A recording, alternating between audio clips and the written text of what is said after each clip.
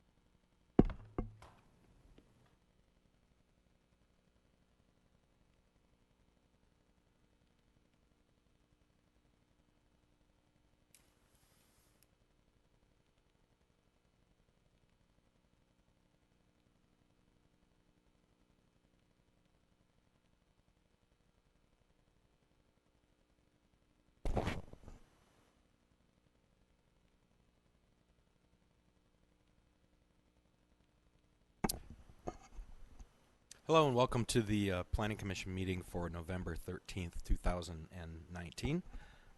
I'll call this meeting to order. Can we have a roll call, please? Chair Kurth? Here. Vice Chair Marsh? Here. Commissioner Wells? Here. Commissioner Huber? Commissioner Harriman? Commissioner Harriman is marked absent. Thank you. And if you please rise for the invocation and pledge led to us by Commissioner Wells and Commissioner Huber.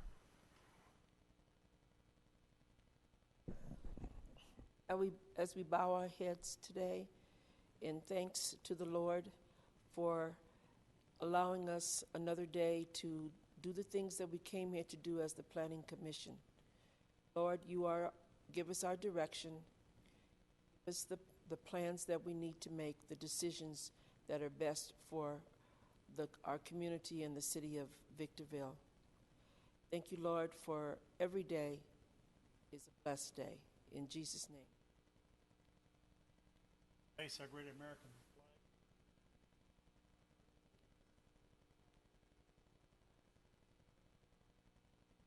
Public for which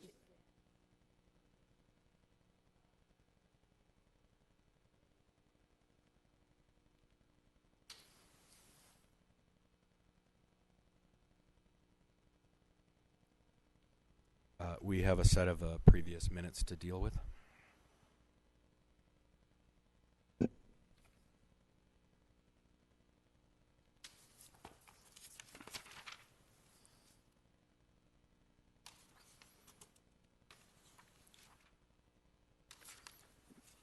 Chairman Kurtz, I move the approval of the minutes of October 9th and the special meeting October 30th. I second on both. We have a motion by Commissioner Huber with a second by Commissioner Wells to approve the minutes of the October 9, 2019 regular meeting and the October 30th, 2019 special meeting. All in favor? Aye. Aye. Any opposed? Motion carries with Commissioner Harriman absent. Thank you. Starting with agenda item number 1, staff report, please.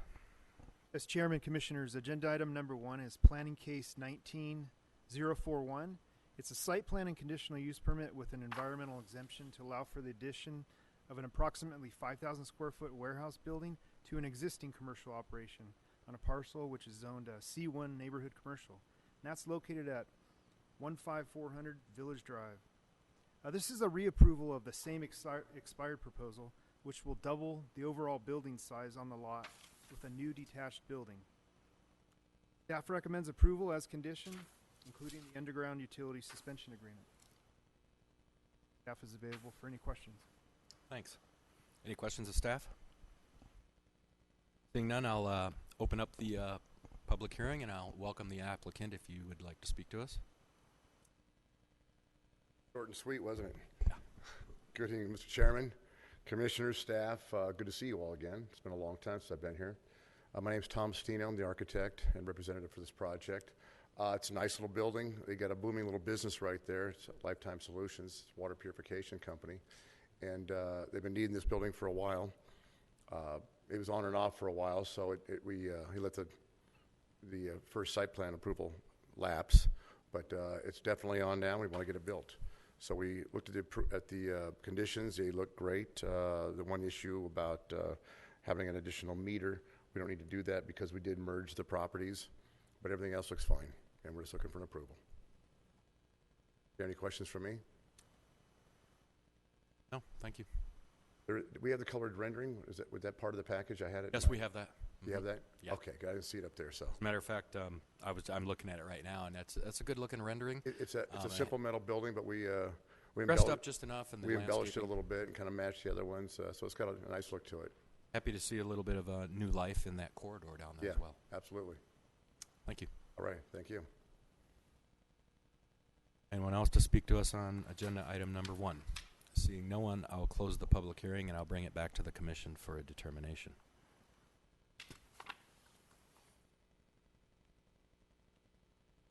I'll make a motion that we accept the staff recommendation to find the project categorically exempt under CEQA Guidelines Section 15332 entitled Infill Development Projects, and adopt resolution number P19-054 approving the site plan portion of case number Plan 19-00041, subject to the attached conditions of approval, including the requested underground utility suspension agreement, and adopt resolution number P-19-055, approving the conditional use permit portion of case number Plan 19-00041, subject to the attached conditions of approval.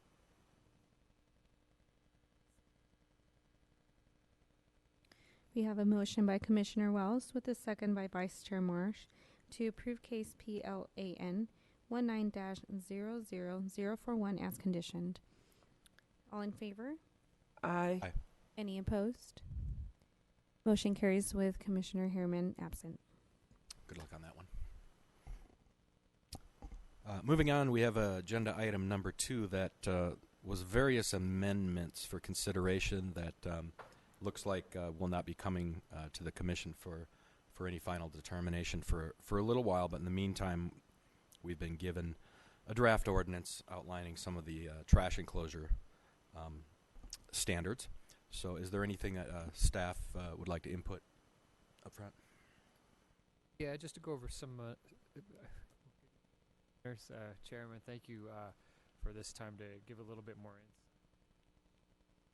So, what's before you is a change from a rigid standard for trash enclosures, which dictated a certain detail of how the trash enclosure should look. What this proposed code provides is some flexibility in that design. So whether they do 3, 4, 5 dumpsters within an enclosure, as long as they meet the minimums, they can design that enclosure according to these standards.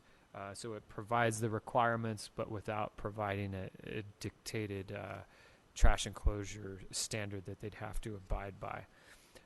Also, it includes standards for non-conforming sites.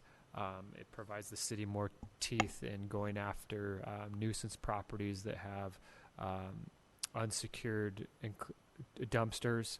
It gives us the ability to require additional means to secure that trash, even eventually requirements of a full-blown trash enclosure for the non-conforming sites. It also addresses public litter containers for commercial properties and also multifamily properties, so that we have a means for the people that are patrons to these stores to throw their trash away in these receptacles instead of impacting the litter issues that we see throughout the city. So with that, we want to just get your feedback on what's before you. It's still in a draft form. I expect us to have more revisions and also including your comments, and then we'll bring this back before you, hopefully within the next couple of months. Before we discuss any, I would just like to get out of the way we do need to open up the public hearing portion. Either you two want to come up here and talk trash to the commission? Okay, seeing no one, I'll close that public hearing, and then now we can try to give staff some feedback on the ordinance.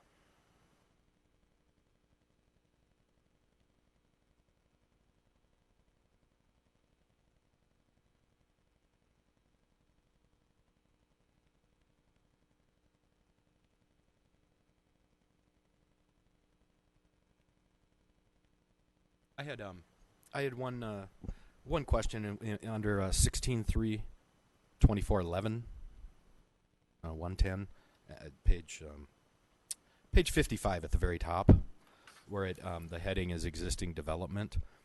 I know in a lot of cases around the city that there are probably most are going to be non-conforming at this point without the lid and you know everything else that would bring it into compliance.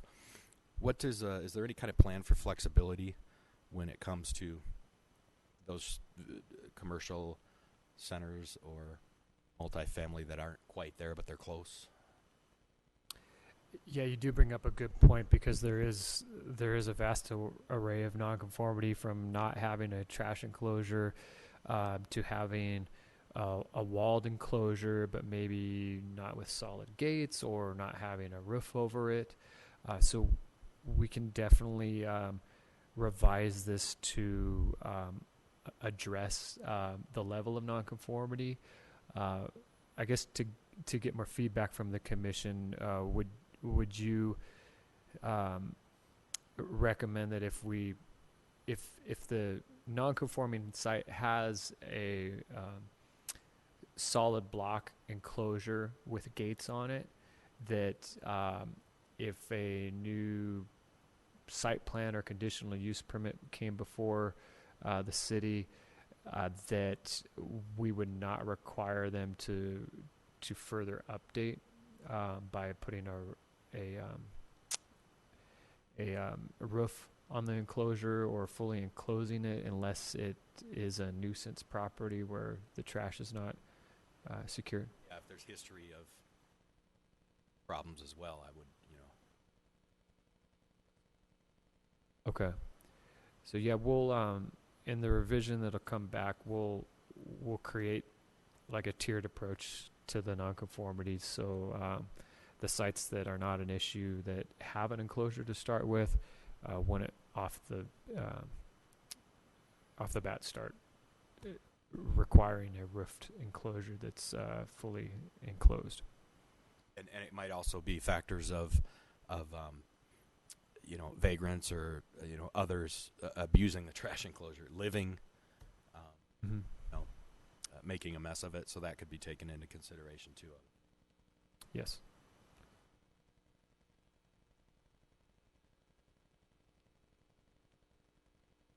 So, so as far as the existing developments, so what we're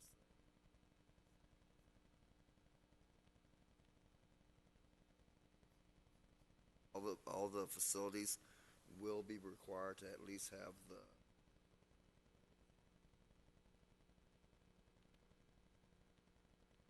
Yeah. So There'll be no dumpster just sitting out in the open. So there's two approaches. Non-conforming sites that are not requesting any entitlements with the city, they can remain non-conforming as is with even an exposed dumpster. But the moment they become a nuisance, where there's 3 reported incidences of unsecured trash, then we can step up the enforcement, where they would be required to provide a tamper-proof dumpster, and then if that still doesn't work, a full trash enclosure that would meet all of the standards of our municipal code, which would be fully enclosed, meaning a roof and everything. So that's one issue. If it becomes an issue, that's just for non-conforming sites. The other issue is if we have a property that's slightly non-conforming, they have a block enclosure and with gates, and they're just asking maybe for a use permit to allow for, let's just say, a tire shop. So if that were the case, and if they had a blocked enclosure with gates, and there was no reports of any unsecured trash on site, then we could draft this where it would not trigger the improvements to have it fully enclosed. I have a feeling that could be pretty substantial when I read, like, even lighting, correct? Lit in and out motion. Yeah, motion lights. And that means, 9 times out of 10 they'd have to, trench across parking lots. Yeah. And then also the water quality standards, the state, mainly for food users, requiring the drain to the sewer system instead of into a planter.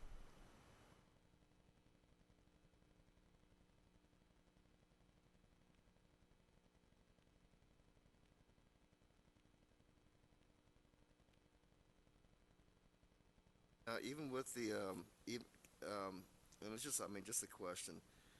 Um,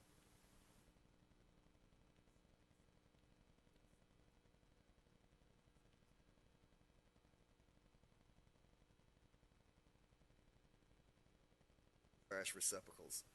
Instead of waiting for first, or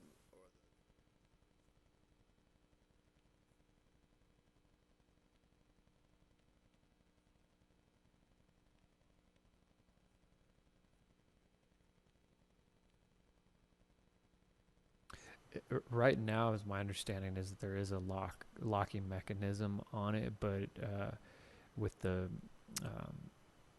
plastic lids that they have, they're easily broken into. The what I'm envisioning is a more secure, like a bear proof, like something you would see at a campground, that is fully fortified. But even then, I think there's the ability for people to break into those dumpsters. So taking into account that a business may not have the cash available to put an enclosure in from the start, if it's a non-conforming site that's been operating that way for some time, we were looking at finding ways to address the issue of unsecured trash by first putting a more robust dumpster there, which would cost them more. But if that still doesn't work, then we could pursue further an enclosure. And obviously, if they came to the city and were requesting a use permit or requesting to expand the operation, then we could require it at that point as a trigger.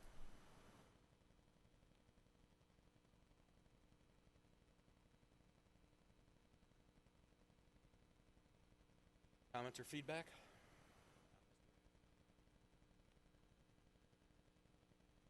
Okay. Then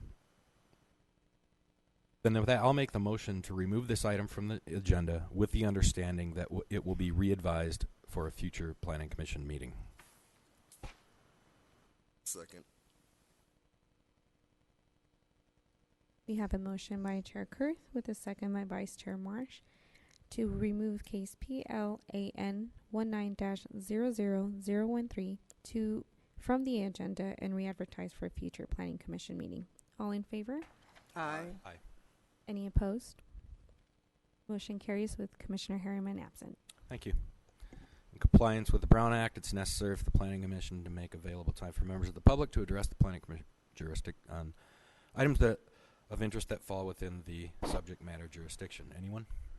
Seeing none, I will move to Commissioner's comments. We'll start with Commissioner Wells. Anything?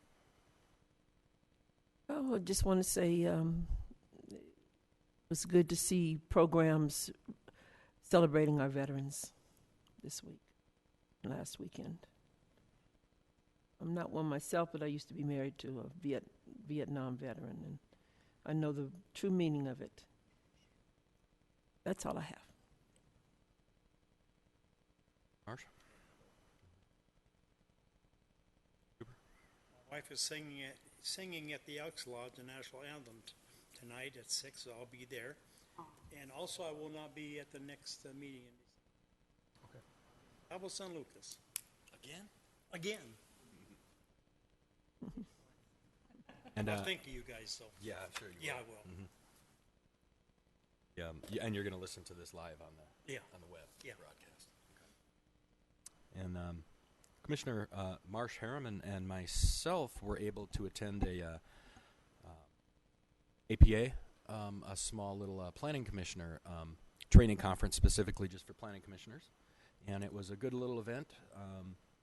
Went through some accolade awards and things, and then they actually had a kind of like a game show type setup where they went through Q&A and challenged the audience for the answers, and then some of the experts in those fields would come up and fill in the blanks on why those questions are asked and what they mean, some of the hot topics pertinent in today's planning and city realm. So thankful that the city is once again doing what they can to help keep us abreast in some training. Any final staff comments? Yes, I just wanted to provide a brief update on the efforts of the Homeless Solutions Task Force.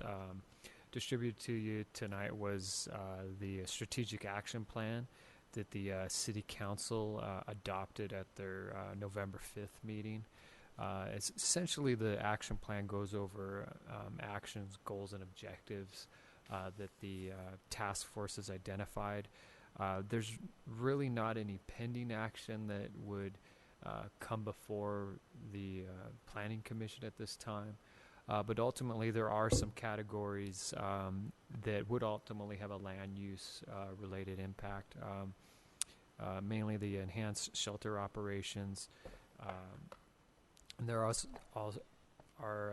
let's see what like the Housing First model. So those are things that we've seen in the past through the review of the Desert Haven, the Queens Motel project, and as early as this last special meeting that we had regarding the warming shelter.